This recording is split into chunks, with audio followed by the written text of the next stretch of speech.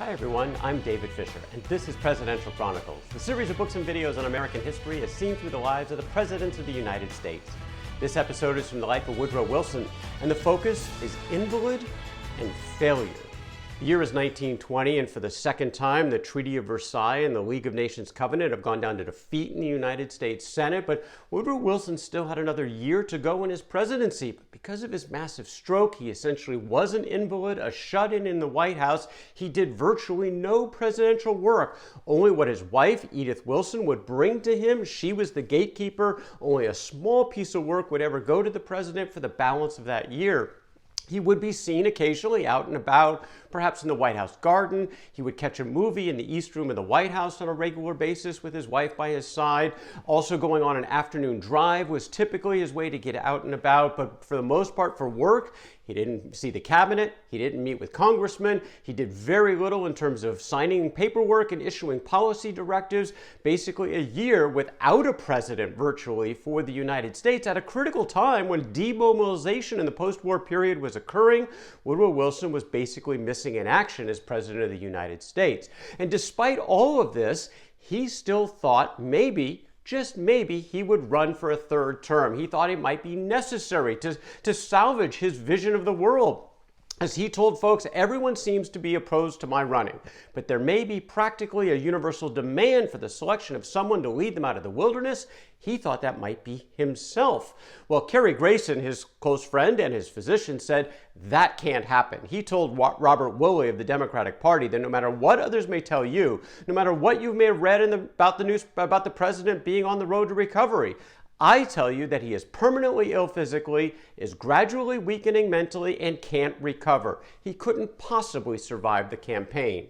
Well, the Democrats met in San Francisco for the 1920 Democratic National Convention. And it was pretty of a wide open affair. About a couple of dozen folks eventually got votes across 44 ballots it took to pick a nominee. Woodrow Wilson did get votes. He got 2 votes on the 22nd ballot, but that was all. It was really a 3-person affair to start with. You had William McAdoo, the former Secretary of the Treasury, and Wilson's son-in-law was one of the leading contenders, along with A. Mitchell Palmer, and Palmer was his Attorney General, and then James Cox, who was the sitting governor of Ohio. These were the 3 candidates. Went back and forth. Eventually, Palmer kind of went by the wayside, became a 2-person race, and eventually James Cox went over the top and got the nomination. He's from Ohio. They paired him with a New Yorker, the current Assistant Secretary of the Navy by the name of Franklin Roosevelt. Roosevelt was the vice presidential candidate, Cox at the top of the ticket, both very much in favor of Wilson's treaty and the League of Nations. They went to the White House, got a greeting by the president, perhaps a little bit of a boost. But this was going to be a clear contrast for the American electorate because you had one Ohioan, James Cox, who was in favor of Wilson's treaty and the League, and then you had another Ohioan, Senator Warren Harding, who had been very much against. Harding had been aligned with Henry Cabot Lodge in the Senate against the treaty as written. Like others, he was in favor of the notion of a League of Nations, but not the one that Woodrow Wilson had negotiated. He was a so-called reservationist. He had reservations. He wanted changes. So again, a very clear contrast for the American electorate. And in the end, it was no contest. This was a landslide victory against Woodrow Wilson's policies in favor of Warren Harding. Harding won the Electoral College easily, 404 to 137. He captured 37 states to only 11 for Cox. All of Cox's support was in the South, nowhere else. And on the popular vote, 60% of the American public voted for Warren Harding, only 34% for James Cox, a difference of about 7 million votes, by far the most lopsided victory in the popular vote in American history to date. So what did this all mean kind of for Woodrow Wilson? Well, Henry Cabot Lodge said this was a clear repudiation of the policies of the incumbent president. According to Lodge, the League of Nations was the one question above all others which the people wished to hear discussed. Mr. Wilson desired and had demanded an appeal to the people. That appeal was duly made and fully met, and the result is history. Well, what about Wilson? What was his reaction to this? He told Joe Tumulty, "Of course I'm disappointed by the results of the election. The enemies of this enterprise cleverly aroused every racial passion and prejudice, and by poisonous propaganda made it appear that the League of Nations was a great juggernaut which was intended to crush and destroy instead of saving and bringing peace to the world. The people will have to learn now by bitter experience just what they have lost." Well, that very month, the League of Nations actually went into operation. The United States, not a member, no seat at the table, but there were 42 countries represented in Geneva, Switzerland when those first meetings were held. The League of Nations would operate for about a quarter of a century, and for the most part, it was a complete failure. They actually ended up doing very little in their primary mission, which was to avoid future wars. They did help out in the 20s to avoid a couple of armed conflicts, but then as some of the members started invading others, they really were impotent in that. And of course, within a generation, you had World War II coming on, and we'll talk more about that in just a moment. There was one international recognition for the League of Nations and its optimism. The Nobel Peace Prize was awarded to Woodrow Wilson, the American president who was so instrumental in getting into place, even though his own country was not going to be a member. He won the Nobel Peace Prize, but again, for an effort that in the look of history was a dramatic failure. Dramatic turnover took place on March the 4th of 1921 when Woodrow Wilson left the presidency and Warren Harding took over. Wilson went to the Capitol. He did the customary duty of signing some last-minute bills before the congressional session would come to an end, but he told Harding that he just wasn't going to be well enough to be able to navigate the stairs of the Capitol. His left side is still paralyzed. He's walking barely with the cane. This is hard for him. So he went to the Capitol. He signed those bills, but then as Harding goes out to the east front of the Capitol to be inaugurated as president, Woodrow Wilson, Edith Wilson, Cary, Grayson, Joe Tumulty, they're getting in the car and heading off to the post-presidential home and life for Woodrow Wilson. That life would take place primarily in their new home in Washington, D.C. No former president had ever actually settled in the nation's capital until Wilson.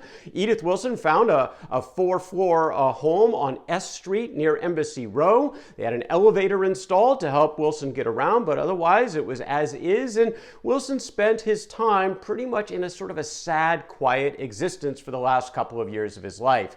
He would stay in that home for the most part. Sure, every once in a while he would go out in afternoons, for example, still take those afternoon drives with his wife. On Saturday nights, it would be an occasion to go to the local theater where the owner at this same theater would save him a couple of seats in the back row, and they would enjoy that. But for the most part, it was kind of a sad, bitter time for Wilson, as it was described by one of his new intimates, which was Ray Baker. Ray Baker had been involved with the Paris Peace Conference. Wilson had entrusted him now with his papers, became his official biographer, and Baker observed at this point that Wilson was looking inconceivably old, gray, worn, tired. He's been lost. He seems lonelier, more cut off than ever before.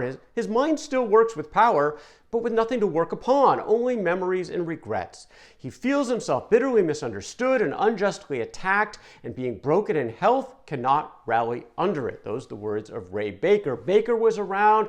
Edith, of course, his wife, was by his side all the time. Cary Grayson was there. Cary Grayson, his doctor, was there as a gift of President Harding. Of course, Grayson's an admiral in the Navy. His job was to go wherever the service wanted him, and new commander-in-chief now, though, actually said, stay in D.C., your full-time job for now. Take care of the former president, Woodrow Wilson, and then we'll see what happens after that. So that was a gift from Harding, when Harding actually took the country in a very different direction, much more inward-looking. He reversed a number of the policies that Wilson had put into place, but he did do a couple of things for Wilson. In addition to having Grayson being able to stay on as Wilson's position, in the later part of that year, 1921, on Armistice Day, November the 11th, there was going to be a procession from Washington, D.C. downtown to Arlington National Cemetery for the commemoration of the new Tomb of the Unknown Soldier. And Harding graciously offered a spot in that procession to Woodrow Wilson, who was glad to accept. And this was a sad, somber affair in and of itself, pretty quiet on that parade route on the procession, except when people recognized the former President Woodrow Wilson. On occasion, in his open carriage with his wife by his side, they would see him and they would break into applause. Wilson would tip his hat, a little smile on his face made him feel good about himself as he wound his way through the streets of Washington for this very somber moment to commemorate the Tomb of the Unknown Soldier. Well, one person who was not involved in any of this was Joe Tumulty. Now, Tumulty had been Wilson's personal secretary as chief of staff through the governorship in New Jersey and both terms as president of the United States. But in the post-presidential years, he was seemingly out. There were stories that perhaps he and Wilson got a little bit of a break between them in that last year during Wilson's recovery from the stroke. Edith Wilson kept Tumulty out of the presidential chamber. He was having to work with Wilson basically through memos, and what caused that is a little bit unclear, but there were a couple of things that happened in the post-presidential period that eventually led to a complete break with Tumulty. First of all, Tumulty wrote a book. He wrote a book called Woodrow Wilson as I Know Him. And part of the problem was that Woodrow Wilson didn't know about it. He first learned about this book when it hit the bookshelves, and he was not happy. Even though it was actually a very favorable portrayal with a lot of inside stories between Tumulty and Wilson that there were no other sources on, but actually quite insightful. And Wilson, though, just didn't want these stories out. He didn't like the fact that he didn't know about the book, and so this was a black mark between him and Tumulty. And then there was an incident over a few remarks that Tumulty tried to get Wilson to issue to a gathering of Democratic leaders in the state of New York. And Wilson didn't want to do it, but Tumulty wrote a note to those attendees on behalf of the president anyway. This blew up, even though it was a relatively benign statement. It blew up because the press misinterpreted the statement. It showed up in the newspapers the next day in a way that Woodrow Wilson didn't like. He was again caught by surprise. He called Tumulty on the carpet and basically said, I have to fix this. And he wrote a letter to the New York Times and said, I didn't say this. This wasn't for me. Tumulty tried to get him to back off from that because he thought it was going to hurt him personally. But Wilson said, no, I'm going to do this. And eventually that ended the relationship between Wilson and Tumulty. Even at the time when Wilson was dying, he tried to get back in to see his boss, but Edith Wilson would not let him in. You know, this was the man who had been his quintessential aide morning, noon, and night for more than a decade in the governorship and in the presidency, but this was a pattern for Woodrow Wilson. You go back to the days at Princeton with Jack Hibben, his close friend, the professor, and then Colonel Edward House at the Paris Peace Conference, and now Tumulty in the post-presidential period. He didn't have many intimates throughout his life. These three were part of that very, very small group. But when they crossed a line in his mind, he was binary. That was it. It was over. He cut out Hibben, he cut out House, and at the end, he cut out Joe Tumulty. That end came on February the 3rd of 1924 when Wilson died in his home at the age of 67. He would be buried at the very nearby Washington Cathedral, National Cathedral, which had recently just been completed. It was just a couple of miles away from that home on S Street. And Edith Wilson, she would join him there, but not for almost 4 more decades. She outlived her husband by a long shot. What about the legacy of Woodrow Wilson? Well, it is complicated. In his academic career, he was an impactful innovator where he brought a whole bunch of new ideas that were embraced not only at Princeton, but around the country. But at the same time, he fought and lost battles with the Princeton Board of Trustees where he was unwilling to give in on those issues with them. They weren't either, and it ended up being a very sort of sad ending for his tenure at Princeton.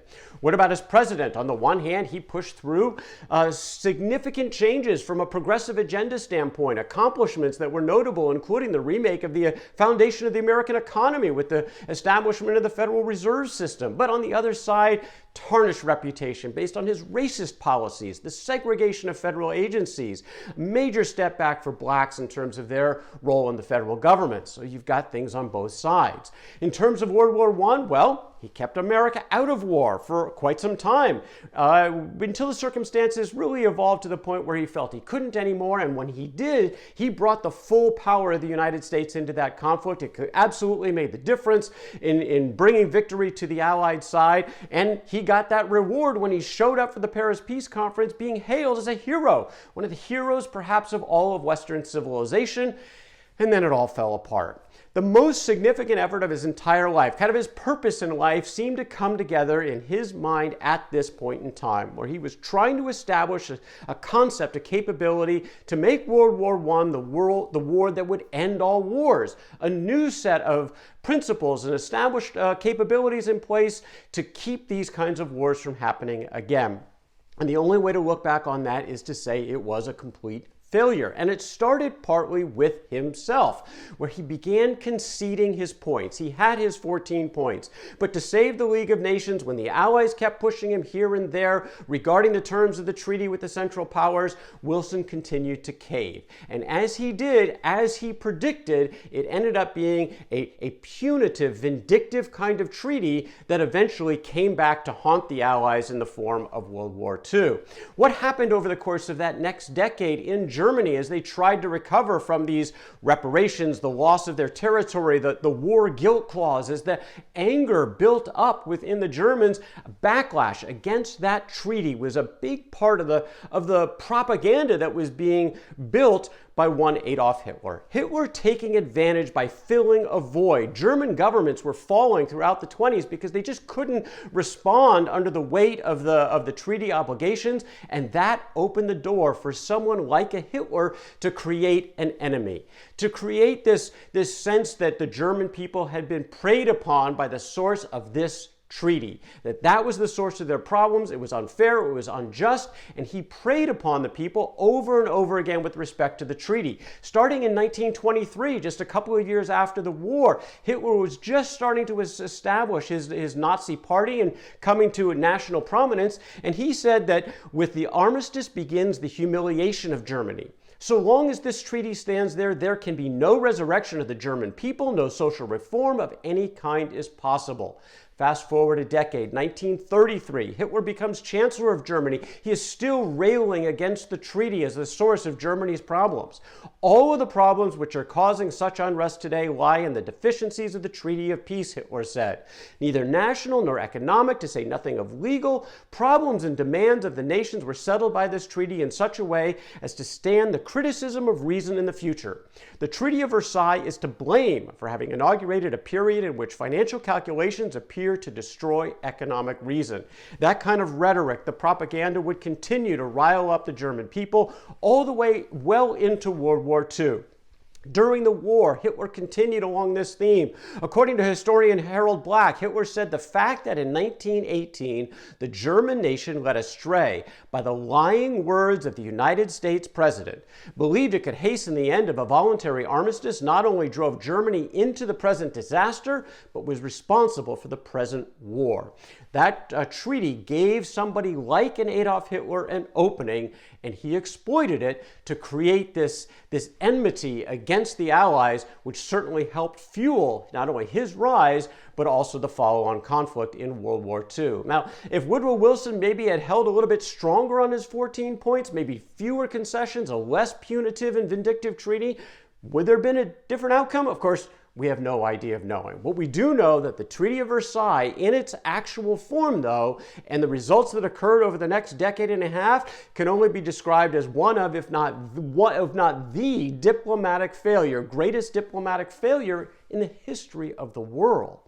One final failure for Woodrow Wilson, of course, was his political failure back in the United States, where he failed to get the United States Senate to ratify the treaty and adopt the League of Nations. And he and Henry Cabot Lodge on the side of the Senate Republicans got locked in. Both were unbending from the moment that the war ended.